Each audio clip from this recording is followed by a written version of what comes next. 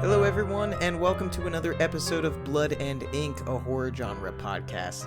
As always, I'm your host, JC Nolan, and in today's episode, our Fright Bite, written by yours truly, follows a routine mission to a space station, leading two astronauts to face the unthinkable, the terrifying mystery of what waits in the void. Then stick around for one of the strangest movies we recapped so far, a skillfully brutal psychological horror, The Rule of Jenny Penn. Now, I know I've got you all excited, and we will get right into everything, but I just watched a movie trailer that I need to tell you all about. It's a new movie. It's coming out. The release date is August 8th, and the movie is called Weapons. The film follows a small community where 17 children in an elementary school class go missing in the middle of the night. It looks like all the people in the town are kind of thinking it might have something to do with the teacher. It looks super weird. It looks crazy. It looks creepy. It looks gory. It looks like it has everything that I want in a horror movie. This is probably one of the most excited I've been for a horror movie so far this year. And I know everyone's going crazy about Sinners. I want to check out Sinners as well. I have not seen that yet. If you don't know, that is a story of two twin brothers, both played by Michael B. Jordan, who they're part of the Chicago Mafia, and then they try to open up some sort of dancing club for their local black community, and then it seems like they're met with some sort of supernatural something. But yeah, I have not seen Sinners yet. I'm sure it's great. It's amazing. Everyone's been talking about it. But yeah, I just watched this trailer, Weapons. Again, go watch it. Go right now to YouTube, type it in, Weapons, go check that out. Or, well, maybe not right now. Maybe after the podcast.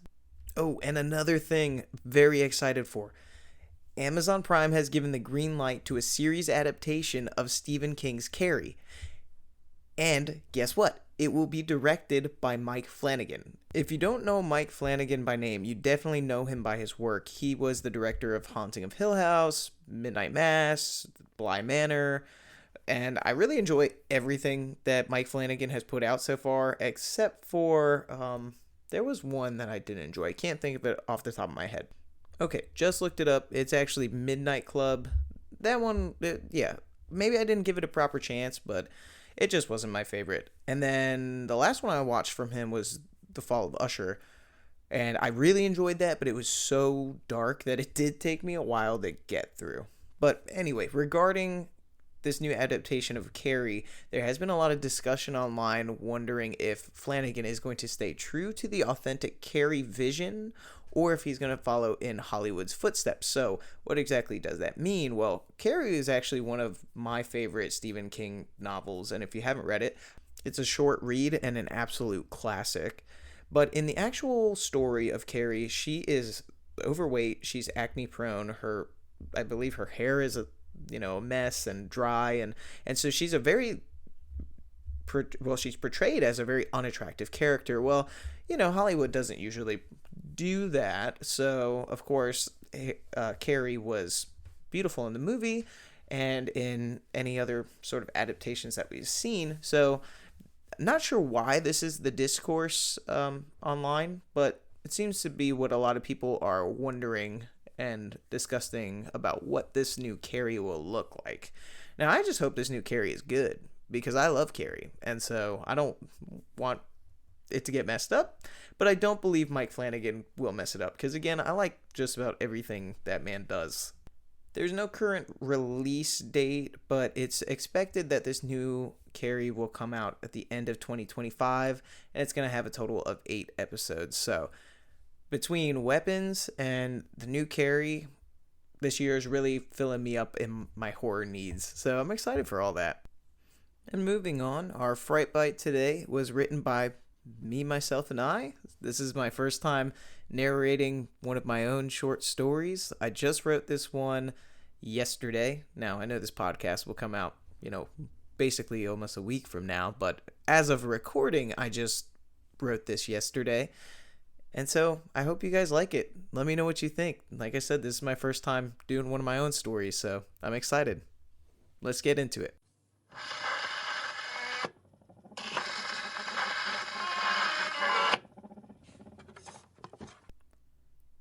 Today's story is titled Beyond Starboard 10 by J.C. Nolan. 3, 2, 1, blast off. Emily felt the sudden weight she had become so accustomed to over the years of training. Her body was cemented to the seat, her face pulling back, creating an uncomfortable sensation. She immediately tensed her muscles and held her breath, performing the hick maneuver to avoid blacking out, and watched the ship's elevation climb on the gauge. All lights flashed green as they accelerated to the edge of the atmosphere. She startled a little at the dramatic clunk as the boosters dropped off, causing the ship to shimmy under the sudden shift in weight. The mix of adrenaline, excitement, and nervousness filled Emily's stomach and chest with butterflies and shot tingling electricity down to her fingertips. But she had a job to do, and she was prepared, already visualizing the steps she would take once they disembarked at the space station. She took a brief moment to congratulate herself for all the hard work it had taken to sit where she was at this very moment, pride swelling inside of her. She had dreamed of this day ever since she was a little girl. I did it. I made it, she thought. The G-forces pressing upon the crew sharply reduced, signaling to Emily they had made it out of Earth's atmosphere. Delta 8 to Houston, Lieutenant Tommy said in his mic, sitting to the left of Emily. We have exited Earth, on course for the space station with an estimated arrival of 0842. 10-4, Delta 18. Emily started the well-practiced maneuvers, flipping the proper switches, assessing the core temperature, and checking the projected flight path, all while glancing out the small reinforced window to her left. It showed nothing but blackness, with specks of light twinkling in the distance. She imagined their ship careening through the empty void, alone and cold, dark pressing in from all sides. A shiver ran down her spine, and she pushed the thought from her mind. Delta 18 to Houston, Tommy said, his voice steady and strong. Connecting with the space station now. He turned to Emily. Start embarkation procedures. Emily nodded and got to work, ensuring connection would be made properly. The ship's docking clamps connected perfectly with the space station. Locking mechanisms clanked around the clamp borders and gears rotated to pull the connection flush. Beaming with pride, Tommy unbuckled his harness. Welcome to space, Emily. Now let's get to work. Speaking into his suit mic. Delta 18 to Houston, embarkation successful. 10-4, Delta 18. Emily unbuckled and pushed off her seat toward Tommy, who was keying in the access code to open the ship's door. The keypad beeped, lit up green, and the hissing of air regulation pumps began. The door opened, and Tommy drifted into the bright white hallway where there was no up or down, and each wall concealed cabinets of purpose. They got to work right away. They were only to be on the space station for 5 days, tasked with researching new celestial bodies discovered at the edge of the universe. They worked 10 hours on their first day aboard. Tommy stretched from the computer screen, letting out a great yawn he didn't attempt to stifle. All right, Em. I'm gonna go find some sleep. Don't stay up too late. Emily took a break from her screen, looking out the large window that showed the beautifully half-lit Earth. I won't.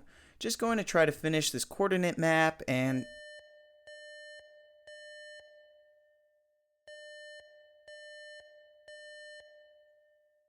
What the hell is that? Tommy said, concern painted across his face. He pulled himself toward the alarm screen and began typing on the keyboard. Emily sat frozen, waiting for instructions.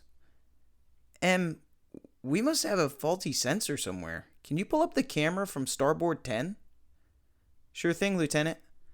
She began typing furiously. Images of the starboard side of the ship with empty space behind appeared on the screen. Emily leaned in, searching closely. I'm not seeing anything, Lieutenant. What am I looking for? We've got a large object showing up on radar, starboard side, Tommy said, not looking up. How fast is it moving? How far out? Emily asked in quick succession, trying not to imagine a meteor barreling toward them. 200 feet. Not moving. Emily stopped and looked up, confused. What do you mean? That's not possible. I'm looking at the starboard side now. Nothing is there. She mulled this over. It has to be a faulty sensor. But what about the radar? That shouldn't be faulty. And why didn't we see something coming until it was right up on us? Her thoughts were interrupted by an electronic screeching noise from the console speaker, causing both of them to wince and cover their ears. What the hell is going on? Tommy yelled over the sound, a snarl forming on his face. Reduce the gain! Emily did as instructed, the ringing still echoing in her ears. She tried to remember when she'd heard that noise before. Then it came to her. It reminded her of connecting to the internet in the early days of its existence. Sir? She said, voice shaking. I think that's a data stream. Someone is sending a signal. Can you interpret it? I can't, but the system can, Emily said, shifting quickly to a different monitor below her floating body. I'm setting the system to receive the sound waves and translate them into code. It'll take a second, but we should... Emily caught movement on the Starboard 10 camera out of the corner of her eye and jerked her head in shock. She slowly moved closer, the hairs on the nape of her neck standing as a cold sweat broke across her body. Sir? She whispered, barely audible. There's a ship out there. What? Tommy asks. There's not supposed to be any... He was interrupted by the continuous bloop sounds from the radar. They both turned to look, watching dots appear all around them every time the green arm swept the circular field. Mother of God, he sputtered weakly. Lieutenant, what do we do? Emily pleaded, panic making her already weightless limbs feel numb. Tommy didn't respond, eyes dazed as though his thoughts had collapsed. Emily spun to the speaker and pressed the transmit button. Delta 18 to Houston. Do you copy? We have unknown aircraft surrounding us. We need orders, she yelled, unable to control her mounting fear. Houston to Delta 18, we aren't picking up any... At that moment, Emily was blinded. A searing white light enveloped the cabin. She averted her eyes. A glass-shattering scream pierced the room, and it took her a moment to realize it was her own. The light began to dim, revealing the source, the large cabin window. Trembling, she slowly forced her gaze toward it. Emily inhaled sharply, her breath catching in her lungs. The only sound was the fast drumming of her heart in her ears. Her body went limp, her stomach twisted with overwhelming nausea.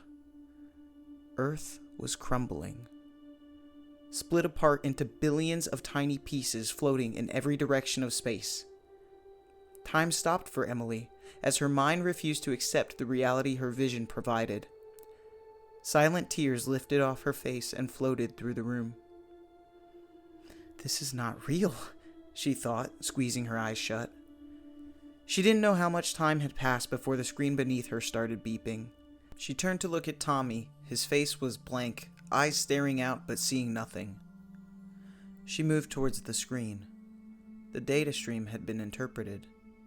Emily read it out loud. Planet inoperative. Negative return. Enter ship. At that moment, she knew they had no other choice. Emily traversed the small travel ship to the starboard side of the space station, the unknown craft entering her sights. It appeared to be made of a luminescent metal and was the size and shape of a large domed football stadium. Emily reduced speed and stopped 50 feet from the towering metal walls. She waited. What should have felt like an eternity passed, but with nothing to go back to, time no longer held meaning. Then, a portion of the metal slid apart, large enough for the ship to enter. White light poured from the opening, making it impossible to see what was beyond. She took a deep, shaking breath and proceeded forward into the unknown.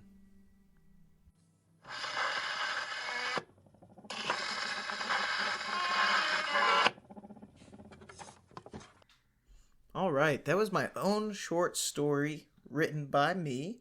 And you can find that if you're interested in maybe reading the story other than just hearing it. I have published that to Wattpad. So if you search Beyond Starboard 10 on Wattpad, you should be able to read that. And it's actually, the last time I looked, was ranking number 2 in the bleak category. So I'd appreciate it if you go, check it out. Or even if you don't read it again, just, throw a star in there or something. Give me a view, right? But anyway, I hope you guys liked that story. Like I said, it was the first short story I've read on this podcast, and the first story I've really written as more of a sci-fi horror. So that was fun. That was fun for me to do.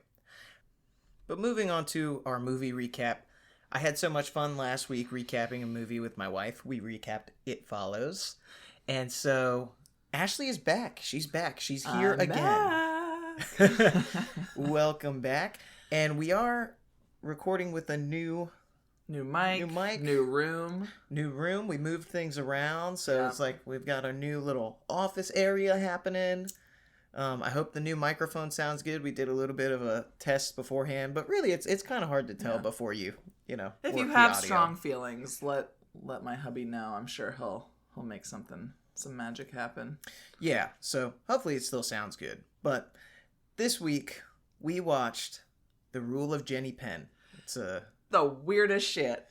Yeah. The freaking weirdest. So, Rule of Jenny Penn, it's a 2024 movie. Originally came out not in theaters. It came out for some sort of special film festival. It was released in theaters 2025, and it's based off a short story written by Owen Marshall by the same name, and it was directed by James Ashcroft. So, this movie was fucking weird. Okay. You know me, and this is something you've actually said before that you are jealous of, because I just be raw dogging a movie. I don't watch a trailer, I don't look up what it's about. Well, I try not to as well. You just hey, you want to watch this? And I'm like, okay. Going in completely blind, no idea what I'm signing up for, and I was not emotionally prepared for this movie whatsoever. Not only was the movie weird, but also I felt like it was really hard to take notes on it. It was, when I was going through my notes yesterday, I was like, man, I gotta fix these up, because what the heck is going on? Yeah, I was just saying, my notes are so random and all over the place, and just reading my notes, it seems like I'm a crazy person. If this was just the loop running through my yeah, it was like I said, it was interesting. I found it to honestly I'm glad that we watched the movie a couple days ago, and then I had a couple days to process, because even when I was going through my notes about it yesterday, I was like, I feel some sort of way about this movie. And I was able to kind of process that a little bit. Yeah, definitely one to sit with. Yes, it takes some time to digest. I agree. It does. But you got any other first starting words? No, take it off. All right, so we'll jump right in with the opening scene. We are shown a judge sitting at his podium. This judge is Stephen Mortensen. He's one of our main characters. And during the scene, he is sentencing a child molester. And he starts to basically read this guy right there in the courtroom. He sentences him. There is another woman in the courtroom who is the mother of the child, and I'm guessing it seems like the girlfriend or wife of this child molester. She starts thanking the judge, oh, thank you for putting him away. And the judge turns to her and starts reading her too. He's like, hey, you put your daughter in this situation, you're just as bad as him, blah blah blah, and he's going off. So meanwhile, while all this is happening, he starts having some difficulty speaking, and you start noticing he seems disoriented. Yeah, the lights. Yeah, the lights are bothering him. Yeah, everything's sort of overstimulating, it seems. He's coughing, and he's having some unilateral deficits. And we notice that because one of his arms is just on the podium the whole time. I'm not sure if you picked that up. He never moved one of his arms. Okay, Mr. First Responder over here. Well, I'm just saying. But so these are all signs of a stroke. So Yes. this gentleman begins having a stroke in the middle of his sentencing and passes out. That's where we end our first scene, and I do have some side notes here. I felt like this first scene, I thought it was kind of a difficult scene to watch because it's a super uncomfortable topic, right? You've got a child molester in the room, Mm-hmm. and then you've got a mother. And I feel like many people, me included, could easily say exactly what the judge said. Like, well, you allowed this to happen, right? Your inaction is action within itself. Mm-hmm. It's hard to comprehend how, a parent can kind of be in that situation. But I feel like this comes back later. Because later on, I feel like the judge does have a difference in thought about the whole situation. Agreed. So we'll round back to that unless Yeah. you've got something on it. No, I definitely picked up on that, and Because it's like you're time. angry, Yeah. You're like, yeah, why did you let this happen? But, we don't know the situation that she was in.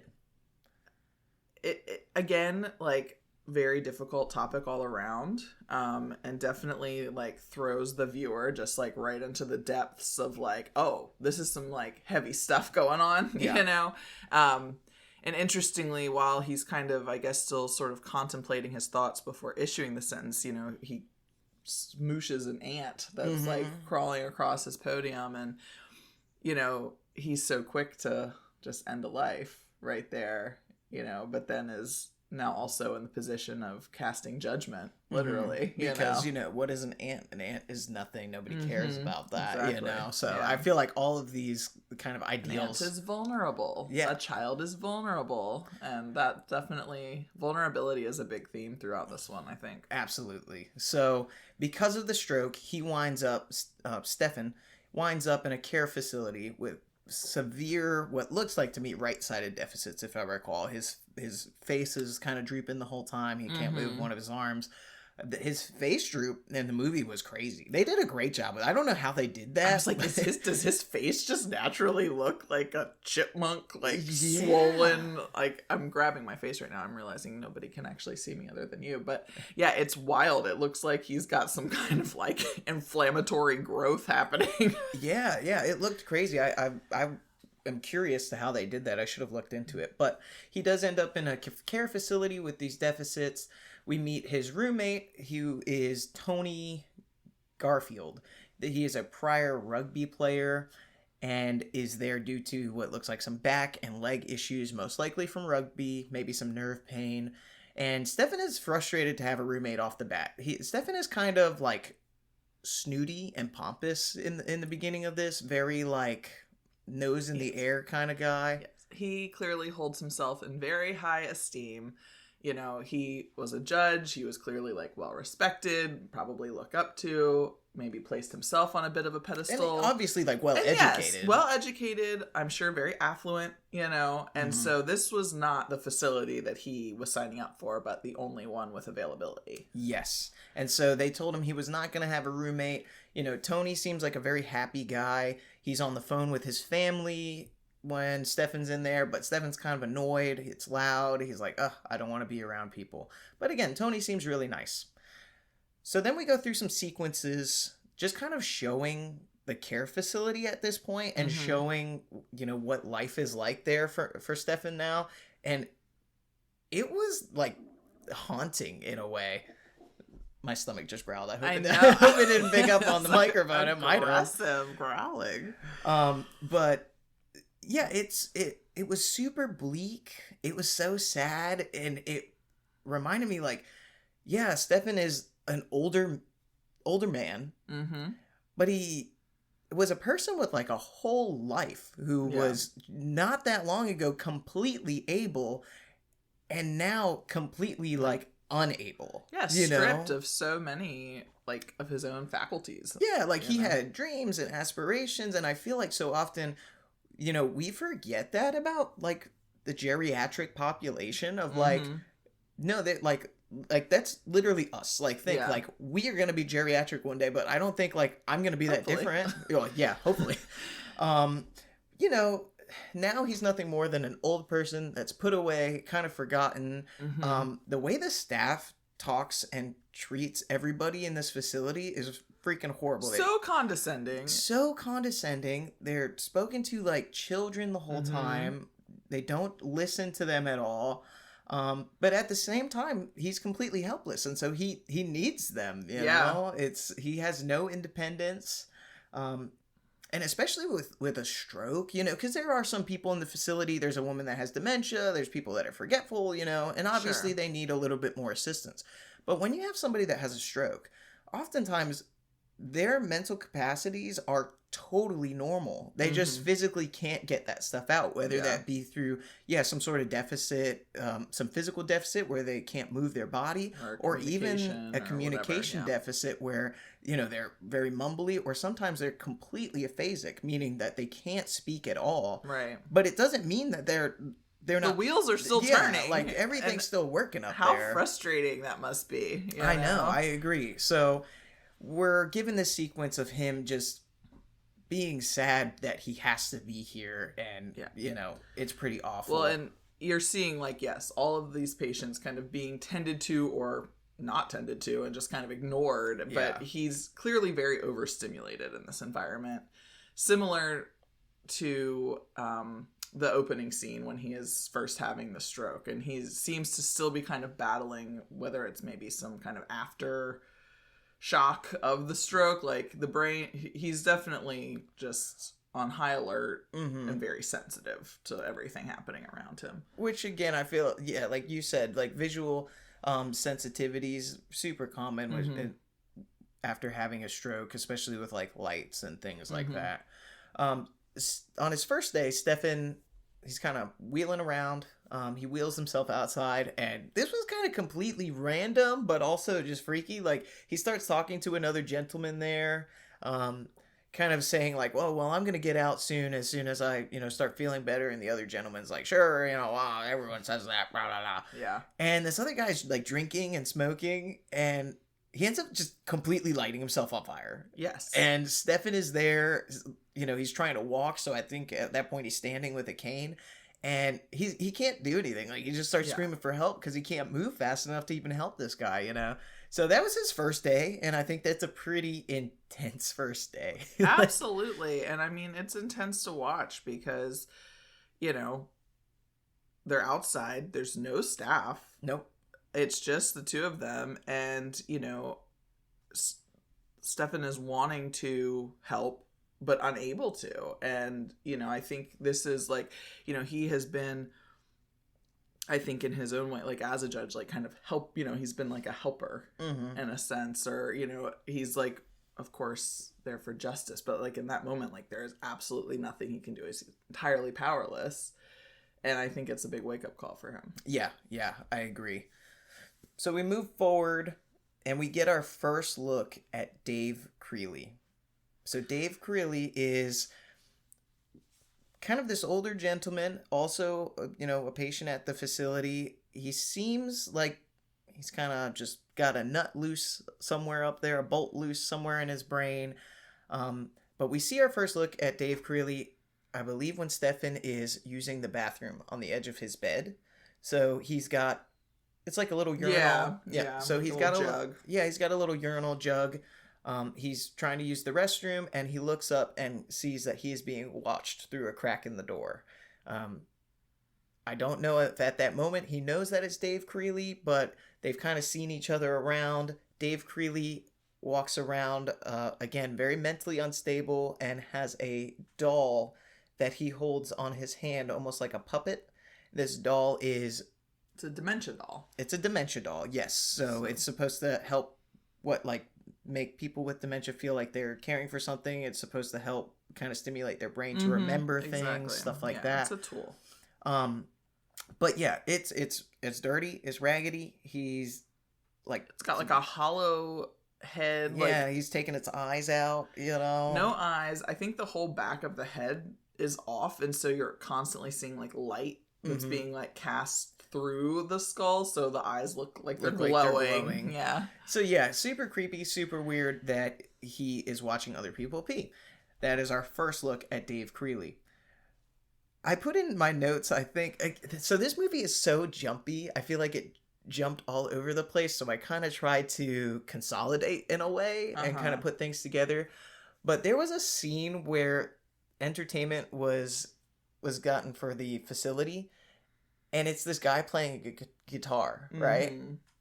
And the guy with the guitar is so loud and obnoxious, playing music that sounds, again, like it's for children, treating them like children. These poor people are just being subjected to like they don't really have any choice in whether they listen or not. It's like, hey, we've got this for you, sit and watch, you know. And I felt a little bad because I've done that. Not played guitar obnoxiously for anybody, but I have. When I was part of that singing group. Oh, yeah. You did go to like a retirement facility. Yeah, a retirement facility like hired us. And first of all, that was one of the most stressful like performances because older people, you can't read their face. All right. You don't know if they like it. They're sitting there. If they're judging you and you know it. And then also you're like, do they even want to be here right now? You know? So yeah, I found it a little funny watching that. But yeah. It again, just somebody else treating them like absolute children. We see Dave Creeley again in this scene. He's holding the doll. It's all freaking weird. And we move on to mealtime. Or unless you have anything to add. So we move on to mealtime. Tony, who is the roommate, tries to sit and speak with Stefan. Stefan's reading a book, so Tony's like, oh, hey, what are you reading? I also like to read, and he talks about, like, a Tom Clancy book or something. Yeah. And Stefan's being a total ass. He never puts his book down. He ends up saying something to Tony about, like, how Tom Clancy basically sucks. And it's just like, yeah, he's a total asshole. But this is where we first see one of Stefan's first time lapses, which I call blips. I don't remember if they call them blips in the movie. I think they might. I don't recall. So, yeah, Stefan, due to his stroke, he starts having just total lapses of time where it's like he's here 1 second and the next second he's doing something completely different. So, not only is he now, you know, lost his independence and is totally helpless and, you know, needs other people for care, but now it's like, well, his own mental facilities are also kind of screwing him over. Like, he can't even depend on his own mind anymore at this point because stuff is just happening and he has no clue. Yeah. You know, so and that does happen several times throughout the movie. Dave Creeley begins showing up to Stefan and Tony's room at night. Yeah. He shows up multiple times, kind of back to back, and he's like torturing Tony. The first time we see it, he comes in, I think he throws urine all over Stefan that first time. That urine jug. Yeah, so that's urine jug that he watched Stefan pee in, he throws that all over Stefan. Freaking gross. And then he goes over to Tony. He's got the doll in his hand. He's like, who rules? Or something like that. And Tony's like, Jenny Penn. And then he takes the doll, Jenny Penn, and starts like aggressively attacking Tony's crotch. Like, it was intense. After he does that after the, like, okay, who rules, Jenny Penn, and then it's like, lick her asshole. Oh my god, yes. Like, and presents like essentially his own wrist. Yes. But in the location of where this doll's asshole would presumably be. And it was like, it was so uncomfortable. It was so uncomfortable. It was so uncomfortable. Like, my face was just like, what in the absolute am I seeing right now? Like, what the fuck is this? So Tony does lick Jenny Penn's asshole, which they get real close up on, and like you can hear his tongue come out of his mouth. Yes. Like, it's that fine-tuned, like, gross. So it's like ASMR, but the kind you don't want to listen to. The worst possible. So he licks Jenny Penn's asshole, but even though he's given in totally to this crazy man still attacks his crotch. Seemingly it's the doll jerking him off, like, aggressively. That's what it looks like. Yeah, it was so gross. So, and then there's multiple times he comes in and just does crazy stuff. But After this one, Stefan tries to like get the staff, and he's like, "Hey, this guy came in and attacked us," but Stefan is an old man who's been nothing but like cranky with the staff, and so they think he's like paranoid and crazy. He has cried wolf. Yes, and so they're like, "Oh, you had an accident. Like that's what this is. Yeah. That's why you have pee all over yourself." They ask Tony, they're like, "Is everything okay?" And Tony, who just went through this as well, is like, "I don't know what he's talking about. He's crazy." Yep. So I think there's probably a couple reasons why. One, because Tony doesn't want any worse torture to happen to him. Like he's, afraid of Dave Creeley, and so he doesn't want something worse happening. But then also I think Tony's like, "Hey dude, you were a total asshole at lunch when I was trying to talk to you, and so I don't have your freaking back." Like, you know? So exactly. I think there was two things happening there. Well, and on like this kind of bigger level, like it's a power struggle, just like you see like in prisons or, just even in the workplace. Like I feel like there's always someone who's trying to like be in control, express dominance, you know what I mean? And that's really what's happening. And it's this weird power play that's going on. Yeah. And one of the worst parts was while everything was going on, Stefan tried to hit his call button that was attached to the bed, and he saw repeatedly. Yeah, and then at the end of it all, you see that the call button's not even plugged in. Like it's just like hanging there loosely, and you're like, "Oh, this facility is crap." Oh, okay. So I thought that what's his name? Creeley had unplugged it. Oh, that was what I thought from that. But also, I mean, we are given a lot of, reasons to question like the quality of the facility and the care that they're given. So I think that's a totally viable explanation as well. Yeah. So I mean, it could have definitely been that he unplugged it, or it could have just been like, the facility sucks. Both things can be true. Both things can be true. But also because of my job, like watching all the scenes in the facility, like I could smell it. Is that weird to say? No, like, not at all. I could smell what the facility smelled like. Very distinct odor. And honestly, they're not that far off on how bad the staff is in these facilities. Like, do you know how often we'll go to a facility like that for a patient that is practically dead, and we're like, "Okay, what happened?" And they're like, "Oh, I don't know. I just got on shift. I'm not sure."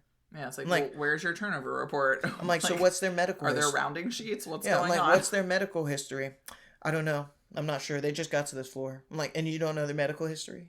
Like, it's really Or bad. I know you've even told me, like, well, when was the last time you checked on this patient? Or when was the last time, vitals were done on this patient? And it's like hours, or like they don't know. Or they'll be like, "Oh, we just took vitals like 30 minutes ago and they were fine." And I'm like looking at this patient who's in full rigor mortis, and I'm like, 30 minutes ago? Really? Okay. But anyway, that's kind of dark. Yeah. So moving forward, Stefan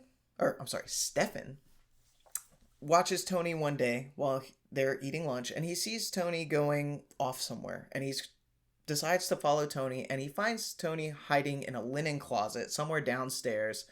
And Tony kind of explains that like this is his like safe space, like nobody knows about this down here, blah blah blah.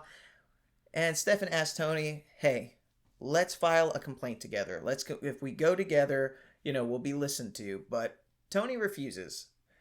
I really thought his reason for refusing was interesting. His reason was he doesn't want his family to see him as a victim. Yeah. And I thought that was deep. Because that's the reason so many people don't go to the police about stuff. Yeah. Or, not only are they ashamed, but like, they don't want people to like the looks of pity and like how deep that actually is, Well, it's like trying to hold on to just some strand of dignity. Yes, which they barely have any of in this facility already. Exactly.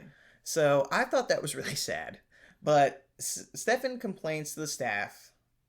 We find out Dave has already gone to the staff and complained about Stefan and said Stefan has been stealing Dave's things, and he thinks he's been stealing other people's things too.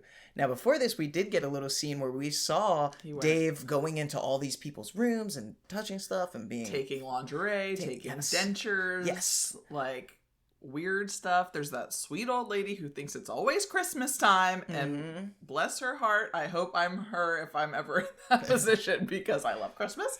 But she's like sleeping and he's like knocking on her head and sticking the doll's hand in her mouth and like ugh. So the staff starts wheeling Stefan to his room, which off the bat he's like, don't freaking push me, man, like I can do this. Like, again, no independence. He's kind of at everybody's will.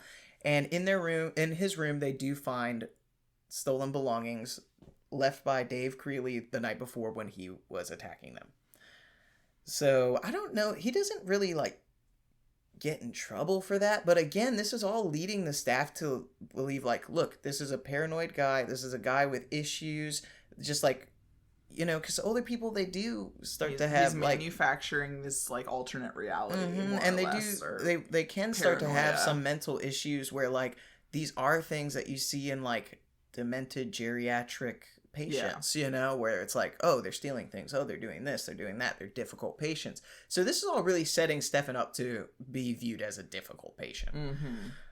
Stefan begins to realize that he may be at this facility longer than expected because his condition seems to be worsening. It's not getting better. He's having more difficulty. He's having more time blips.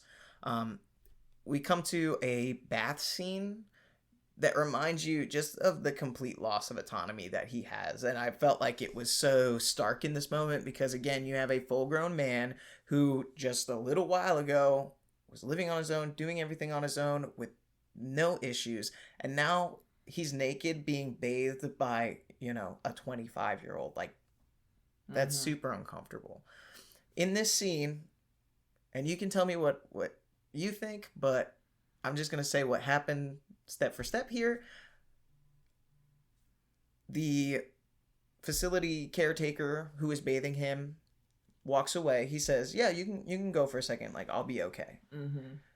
The next thing, he is sliding under the water. And at first, he's just under the water.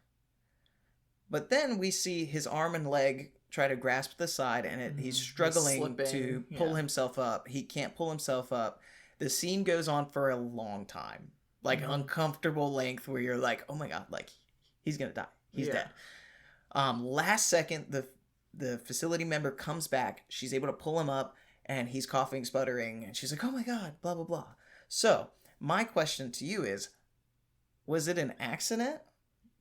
Do you think he was just like, oh, let me put my head back and, like, kind of, like, be in the water for a second, and then he couldn't get out?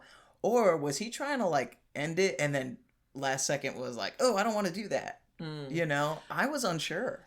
Interesting. Yeah, no, I got more the vibe of the first thing you said. Like, he was just kind of like, oh, you know, like, welcoming a moment of peace and solitude and, like, let me just enjoy this time and, you know, like, laying back to relax, wanting to submerge, you know? Yeah.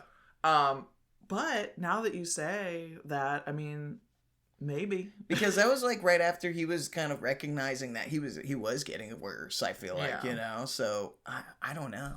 But either way, he almost died in that shower, or in that bath, and it's crazy, because it was, like 2 feet of water. You know what I mean? Like, not even, probably not even 2 feet. It was just a foot of water in a bathtub, you know? Yeah. And, yeah, to be so unable that you can't even lift yourself up to the point where you almost die. You know? Just yet another representation of regression and, you know, just like you can't leave a baby or, you know, very small child alone in a tub in that much water. You know what I mean? Like, this is now a full-grown man who's lived a whole life and is now only as capable as a, you know, 6-month-old, essentially. Yeah. So moving forward, we progress. Stefan is wheeling down a hallway, and this is where we learn a little bit more about Dave Creeley, because we see a bunch of pictures, like, going back every year of staff in the facility. And we see a young Dave Creeley in these pictures getting progressively older Mm-hmm. as the pictures go on. So we learned Dave Freely was an employee prior to becoming a resident. And we discover that Dave has, because of his employment, he actually has cards that open the doors. Cards, all the things. That Locked. open the doors to all of the rooms and even can gain access to the outside. Again, I have another question. Was he doing this same thing the whole time? That's what I thought. That was what I gathered. Like, is that elder why abuse? Yeah, I feel like he was elder abuse while he was working there, and then he didn't want to give that up, and so once he got old enough, he started pretending like he was this crazy old man. Yeah. And he did it in a way that way he could stay and continue to abuse the elders. I don't know. They didn't like specify, but I feel like that's kind of what I was thinking. He seems very like alert, very like he is able to think critically. He is, scheming over there. Like, this is psychosis. This is not dementia, in my opinion. Oh, absolutely. And so, he's very calculating. He's very manipulative. Like, I definitely think that he has always probably had some form of psychosis. And then this has just been, like you said, an ongoing thing from being staff to then, creating a situation where he would be able to stay as a patient. And, at times when he's talking, he sounds totally crazy. Like when he's out in front of everyone, he's being crazy, he's laughing crazy, he's sounding crazy. But then at times where he's being serious with Stefan, at one point he has like a very serious monologue with Stefan where he is super articulate. And that's when I was like, oh, I think that was all a ruse. Yeah. But moving forward, Stefan is having multiple blips in time. At this point, we're getting like, oh, he's here. Oh, he's there. Oh, he's doing this. And it's just like he doesn't even know what's happening. To the point he blips awake and he's eating in front of Dave Creeley. Dave is starting to talk to him, saying, I don't remember what he's saying, some crazy shit probably about Jenny Penn. And Stefan kind of tells him off. He's like, you're sad, you're lonely, like you've been here all your life, like you suck, Dave starts kicking the fuck out of Stefan's legs. One leg. At one point, you thought he'd broken it. At one point, it looked like he broke Stefan's leg. So he kicks it like 3-4 times, like hard. I was like, oh my God. To the point where Stefan blows up. But again, he looks crazy. So the staff comes over and starts wheeling him away, and they all think he's crazy. So I feel like in this facility, and as the geriatric population as a general, similar to children, but almost worse, the geriatric population are the perfect victims. Yeah. Especially here. Because the thing is, I hate to say this, and it's going to sound super, like, divisive, but people tend to care more about children. Yeah. You know what I mean? Like, when it's children, people listen. They're like, that people watch, people listen. When it's older people, like, people do not give that same thought. Yeah. So yeah, I do feel like they're kind of perfect victims. Yeah, well, and yes, a child is not like fully mentally developed. However, I think that it's far more common that you're going to, of course, question the cognitive awareness, and assume that there's decline there. And so far less likely to actually take what a geriatric person is saying as truth versus what a child is saying. So we keep moving forward. Dave shows up in the room again. I think he showed up in the room multiple times at this point, just doing different torturous things. But he tries to get Stefan to say Jenny Penn rules. Stefan spits in the doll's face. And this really pisses Creeley off to the point where he starts to torture Tony by pulling on Tony's new Foley catheter. So the Foley catheter, if you don't know, it's for people that cannot walk. The catheter goes in through the urethra and it stays there, and it empties out into a bag. So he's like pulling on Tony's Foley catheter, causing Tony a lot of pain. And I think at this point Stefan still does not say it. No, and they're like I mean, they're spitting back and forth in each other's faces. I just have to. Oh, it is my not God, a you're single right. spit. They are like hawking full on loogies I on one forgot another about that. before the whole Catherine. Oh, it was so nasty. But because Stefan is still not broken to like Jenny Penn, like he has not accepted the rule. He has not accepted the rule. Creeley's mad. And so he does a couple of things because of his anger, I believe, because he couldn't get this one person to fall to the rule. So we talked about that woman that had dementia. Yes. Who believes that her family is always right around the corner from picking her up, and it is Christmas time. So already kind of like, oh my God, heartbreaking. Yeah. Creeley goes and takes that resident. He's like, oh, your family is outside. Let's go get them. He's like looking out the window into the night. Yes. And she's always like, oh yeah, like it's almost Christmas. My family will be here any day. Blah, blah, blah. And he's like, oh, I think I see them out there. And she's like, oh, and he's like, yeah, let's go welcome them in. And he's like leading her kind of throughout the facility. And then they go like, before they go outside, he's like, again, like, oh yeah, see him right over there. And then they like wander kind of across the lawn into this back gate. Mm-hmm. And he opens the gate, which has a high opening. Like you got to pull from the top of the gate to unlock it. And he's like, yeah, just go that way, down into this wilderness. It looks like wilderness out there. Swamp or something. It was like wooded. Yeah, it's like a wooded area. He's like, oh yeah, just go right down that way. They're over there. And she's like, okay. So he sends her off into the night. He comes back to his room. I think that same night, right? Yeah. He comes back. He tries to get into his room. And that's when he realizes, oh my God, me and this lady have switched cards. Yeah. I do feel like it was a couple hours later. I feel like he was walking around just being a menace, And so a couple hours later when he goes to his room. It's like almost morning. It's time for him to like be, on his good behavior so that staff, continue to think that he's totally normal and fine. Yep. And so almost morning time, he goes back to his room. He finds, oh my God, we have switched room cards. So that woman has his room card. He has her room card. And at this point, she has been sent out into the wilderness and he does not know where she is. And so he's like, I got to get this card back, because if he doesn't, when they find her body, they're going to find his card and they're going to be like, well, what the hell happened here? Plus, he can't even get into his room because he doesn't have his card. There's also that. So he runs out there. He finds the woman. Sadly, she is dead in a puddle, in a tiny puddle, face down in it. He begins to like look through her wet pockets, feeling for the card. He finds it. He switches keys with her, and this is where we see him have his first asthma attack. From just kind of the anxiety and stress of it all. And so he has his first asthma attack. He pulls out his rescue inhaler, takes a couple pumps, and he's good.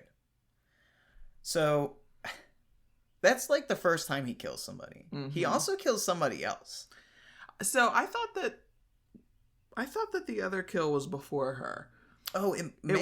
I think it was because it was when he's like walking around being, again, a menace at night, and we see this guy who's like fallen on the floor and is clearly struggling, and he just pulls the door shut, and then that guy is dead the next morning. So I mean, I don't know if that counts as a kill really, but he ignores it. So he does that at one point, but then I think he comes back to that same guy and he's on the floor again, and he actually goes in the room and closes the door the second time. Okay. And so so the second time, he straight up like murders this guy. I don't know what he does because they don't really show it. But instead of just leaving the gentleman on the floor to like lay there all night like he did the first time he saw that gentleman, the second time he closes the door, but he is now in the room. And the next day that guy is dead. You're right. So he's just going around just murdering people. Like at this point, just because he's mad. Okay, so we are brought to a point where Stefan, I don't know, I think he was talking with Tony, because at this point they're kind of commiserating on everything that's happening.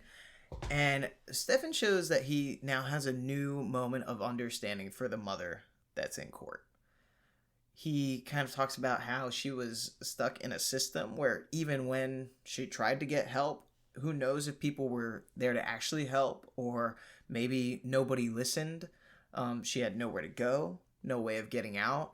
And now he's kind of got a new understanding for that because he's in that situation. In that situation. Yeah, not exactly the same because there's not a, child being, abused, but he's in that same situation.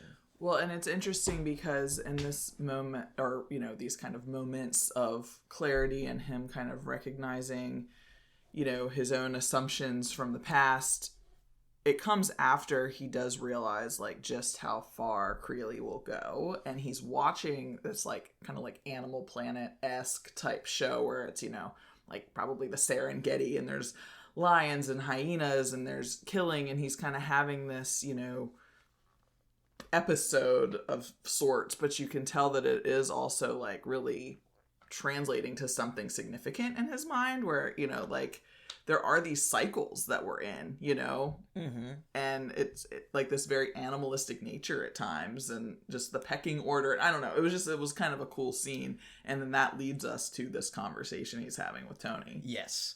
And because of all this, because he's realizing, you know what, nobody's going to help us, Yeah. And we're realizing it's not just Tony and Stefan that are afraid of Dave. It is everyone. It is everyone in that facility. When Dave walks by, everybody like averts their eyes. They're scared. So he's tormenting everybody. There's scenes where everyone's like kind of enjoying themselves as much as possible, like dancing and, families visiting. And then Creeley comes in and starts like dancing and stepping on people's toes and pushing them out of the way, and just like complete blatant disregard for everyone. I wouldn't even say it's disregard. I would say he's doing it on purpose. Oh yeah, to be an asshole. That too. But then like he's clearing the rooms. Yes. Yeah. So because of that, Stefan's like, we're gonna have to take this into our own hands, and he takes a staff key and uses it to break into Creeley's room when he's not in there. I was hoping that he would take Creeley's doll and it would cause him to freak out, but he does not do that. Instead, we find out later, when Creeley has another asthma attack, that Stefan actually went through his room, got all of his medication, and emptied all of his albuterol inhalers. So they show like a cut scene back where he's just sitting in the room just pumping, just until they're all empty.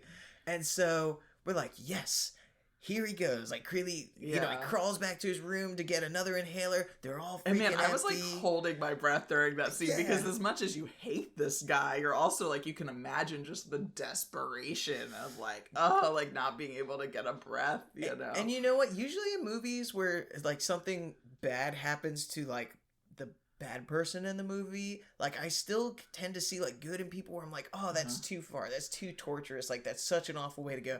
But watching him and this, I was like, that guy. I was like, hell yeah, that's what I'm talking about. Motherfucker can't breathe. But he falls in the hallway outside of his room, and you see the light like leaving his eyes, and right as that's happening, a nurse walks down the hallway. Friggin' nurse. Like, of course, never around when we need you, but this one time. I'm like, yeah, exactly. Like, not there when people are, like, being attacked, but this guy falls in the hallway, and here you are. So, the nurse saves him. Creeley also, when he was looking at his inhalers and saw that they were all empty, and, even when he started having the asthma attack and pulled his own inhaler out of his pocket, he knew that it was Stefan. Like they looked at each other and like he knew. So at this point he's been saved, and he knows that Stefan got a vendetta. He knows Stefan tried to kill him. Yeah. There was a really cool scene. I don't know if you noticed this, but like when he's fallen in the hall and his doll is also in the hall, and it's like the baby and him are both like kind of laying with their heads near one another in like a fetal position, and I just thought it was a cool shot of like the beginning of like a baby and the elderly, and like I don't know, and also maybe like a little like, oh, we're dying together, we say goodbye together, yeah, like looking into each other's eyes like, oh, this is it, yeah. But either way, we move to Stefan, who's having mad time blips again, and he comes to with Dave Creeley pushing his wheelchair. And Dave is like hauling ass down this hallway. Yes. And they enter a room where Creeley dumps Stefan on the floor. Right? He dumps him on the floor. And in this room, there is another woman who appears to have probably dementia as well, and her husband who is blind. Creeley starts, like, sexually attacking this woman, you know, like kind of ripping her clothes off and like just being super creepy and not cool. So Stefan's able to stand up with his little cane and he smacks the shit out of Creeley, and it's awesome. But of course, the staff comes in right at the perfect time and only sees that. We've got a blind guy who doesn't know what the hell was going on, you know, right. So he can't say, oh, it was this person or that person. And then we've got this woman who's half undressed and, you know, mentally incapable. So she can't say what's going on. You've got Creeley on the floor who's been hit, and Stefan who's standing up looking like a monster. So this sucks. It's frustrating. You keep watching and you're like, oh my God. It's just frustrating. It was funny because in that moment, I literally wrote in my notes, like, I had this thought, like, what if this is like a Fight Club situation and they're the same guy?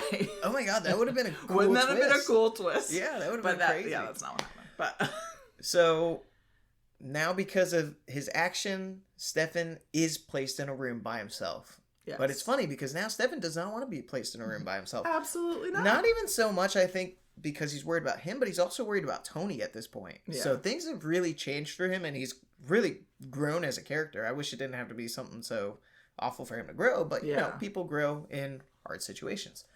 Well, Dave breaks into Stefan's room, and at this point, he breaks Stefan as well. So Stefan says that Jenny Penn rules, and he licks her asshole.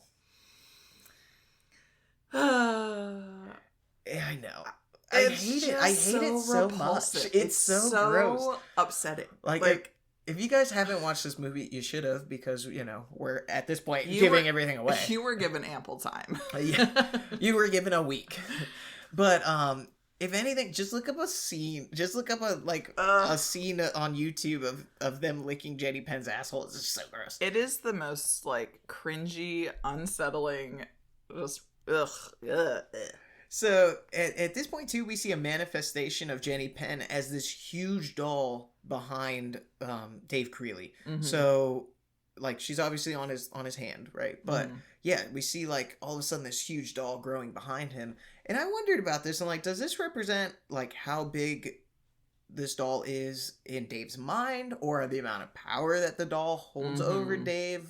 Like, you know, every time somebody else falls to, you know, Jenny Penn's rules, like, this doll grows for him, you know? I don't know. I think those are all, you know, possible representations, truly, you know? So, Stefan is broken, but Tony finally decides that him and Stefan are going to work together. They go down to that linen closet, and they lure Creeley into the closet. At first, we think that it's not a trap. You know, we're just like, oh no, Dave Creeley's looking for Stefan, and he's in the closet. Because he goes around, and they're not in the bed. Yes. And so he's like, oh, where are they? And he, like, goes to find them. And it's crazy because there's so much red lighting while this scene is happening. I'm like, oh my God, like, this is hell. They're supposed to, like, they're already in hell, you know? And so he goes to look for them, ends up finding them in the linen closet from what we think is an accident because, like, the light turns on, you know? Yeah. So Creeley goes in there and... Sneak attack! They jump on him and they strangle him to death. Like, they killed him. And it was a weird scene because, like, they're both so weak. And I don't mean that in a bad way. Like, no, they're, like, physically, because of their disabilities, like, super weak, and so they are really, like, giving it their all, which, like, even visually, like, doesn't seem like much, but luckily with the both of them teamed up together, they are able to subdue Creeley, and like I said, they strangled that man. They killed him, you know.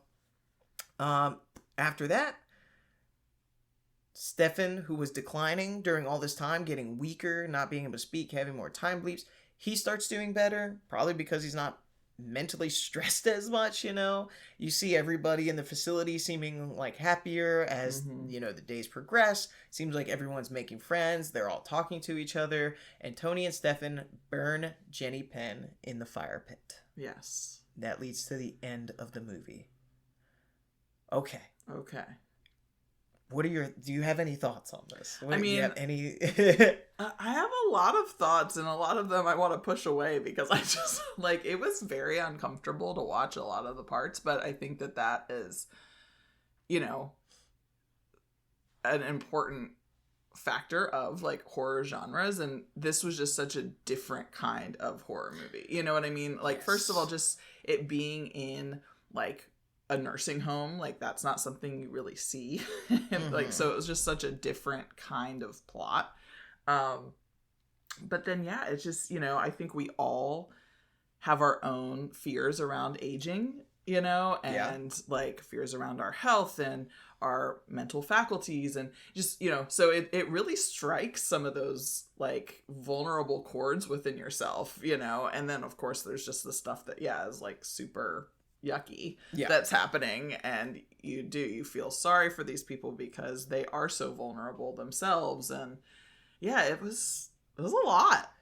So I found this movie just like you, very hard to watch. It was kind of grimy and gritty, and you know, made you think about things that we oftentimes don't want to think about, you know, because like you said, aging and stuff, usually people try to, you know, not think that you're going to age ungracefully or, you know, with disability, you know, which is a possibility for everybody. But I also went into this movie with a very different impression about what this movie was going to be, because I watched a trailer and everything, which usually I don't really watch trailers. I just kind of go by, like, I don't know. I heard this thing, or it popped up as, like, a recommended for me. Or a lot of times just completely random. You know, I'll just be scrolling through, like, Netflix, or, you know, now we can scroll through Shudder. And I'll just be like, I've never heard of this. And then just start watching it. Like, I do that all the time. Or, like, you know, what a lot of people have been talking about, recommendations and stuff. But I actually watched the trailer for this movie, and I totally thought it was going to be, like, haunted doll, like, possessed by a doll spirit type thing, you know, something like that. And, like, we were served elderly abuse and vulnerability, you know, and I think that was made all the more horrible and whatnot because, like, of the realism behind it, like, you know, like, the bleak reality that these people faced, you know, no longer being treated like adults, living their days in a facility where everything's the same, no freedom of choice, you know, no independence, they're patronized, treated like they're the inconvenience when they're, you know, paying to be there, you know, and all that. And then the absolute lack of care from the staff. Like, not only just because, like, I understand this is a movie, you know, the staff isn't going to be there at the appropriate times, otherwise this movie would suck, right? Right, But it's that's not that far off from real life. That's exactly. The thing. Like, you know? I think that is what's so uncomfortable, is that this, you know, a lot of times with a horror movie, it's so far-fetched. But so much of this could very easily be any one of our realities. Yeah. And so I think that is why it really does, like, kind of creep in and, like, make you feel so uneasy. Yeah. You know? Yeah. But yeah, I found this movie super heavy. It was heavier than I expected, for sure. There were a couple of, like, little comedic relief spots. Like, they weren't big enough, though. No, man, they weren't. It wasn't enough.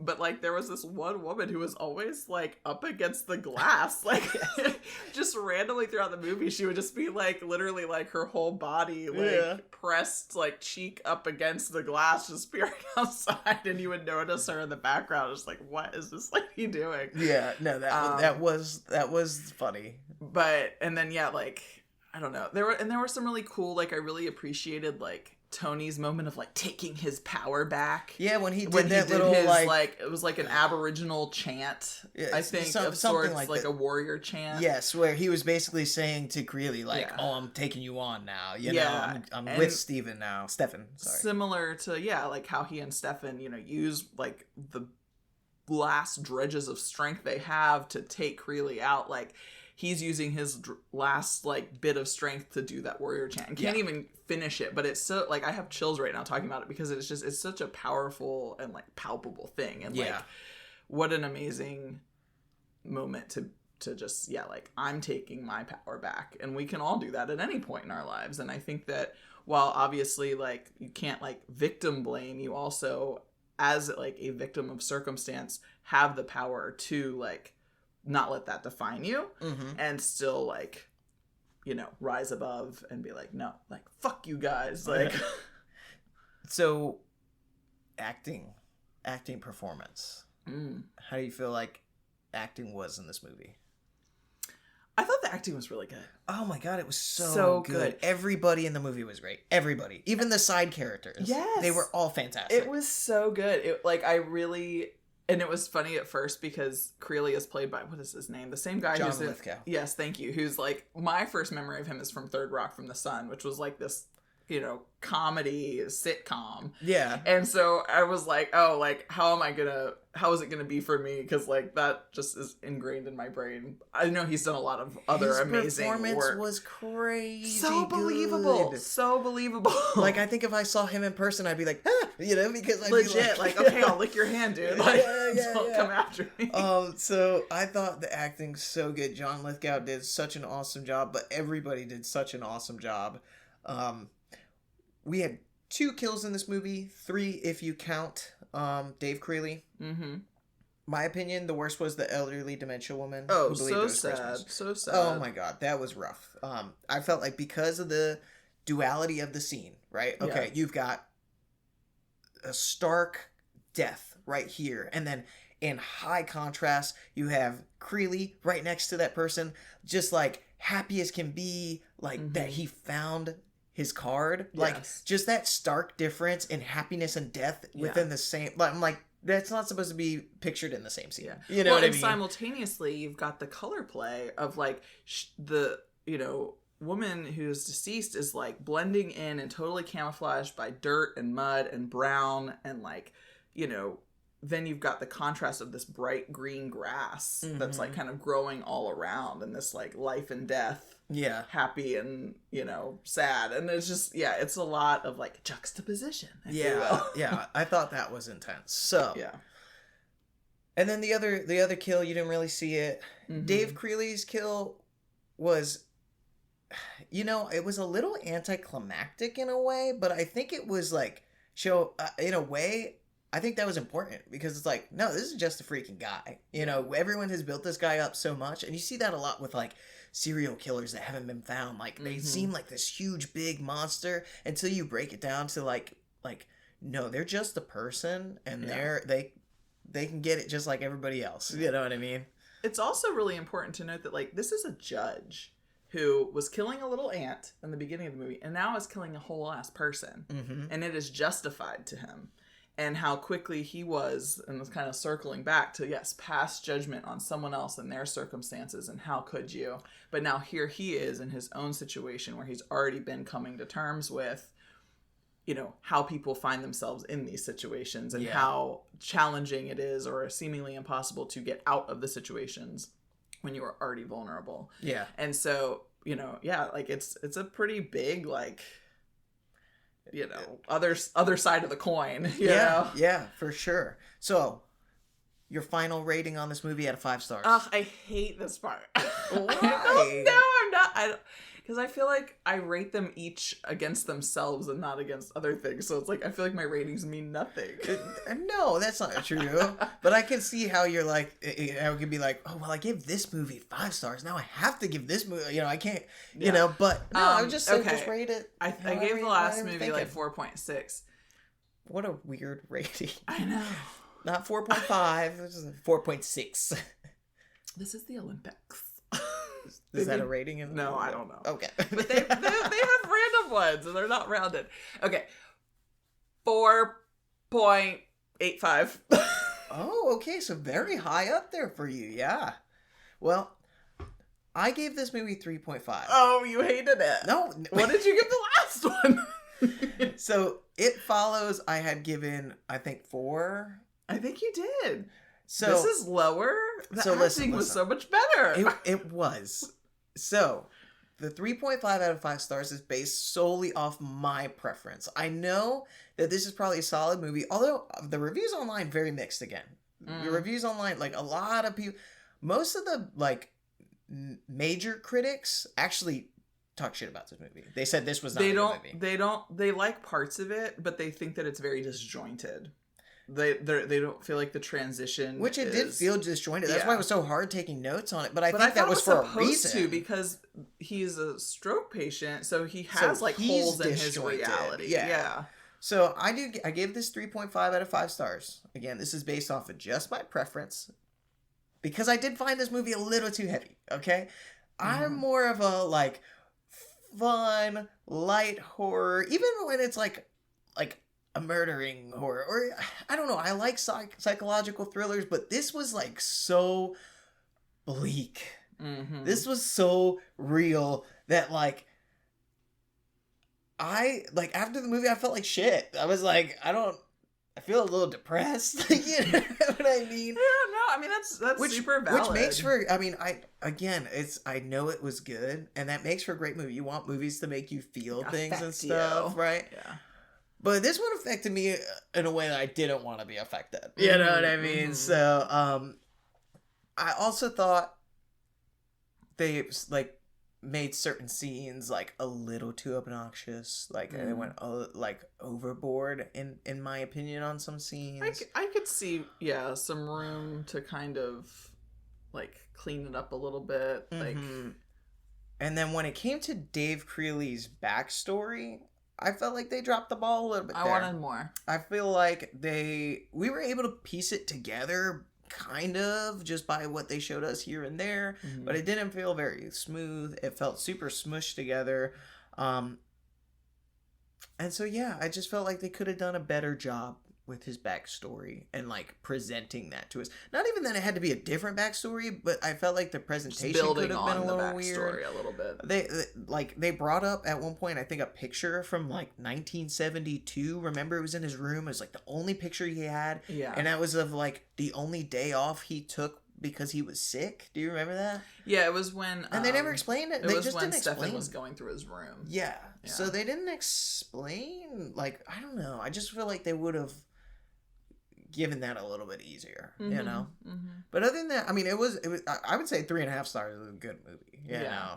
It was solid. It just wasn't my taste, I guess. That's all. And while it was very uncomfortable, I feel like I gave it such a high rating because I do feel like it's unique. And it's super unique, yes. And I kind of, as much as I don't love to feel like icky or anything, but I do appreciate when something can have like a palpable effect and really gets you thinking and does take a couple of days to digest. Like, I feel like it's almost art at that point, like...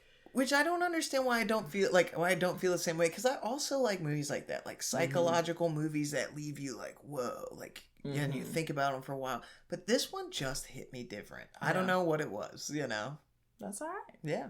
Yeah. But any last words on Jenny Penn? No last words. No last words. It was interesting. I'm curious what you're going to name this episode, because you've got your like bleak short story and now you've got this very bleak. Yeah, I don't know. I got to think of something. Well, my short story's not that bleak. I mean, it's number 2 on the bleak ratings. Okay. We'll figure that out. But that was The Rule of Jenny Penn.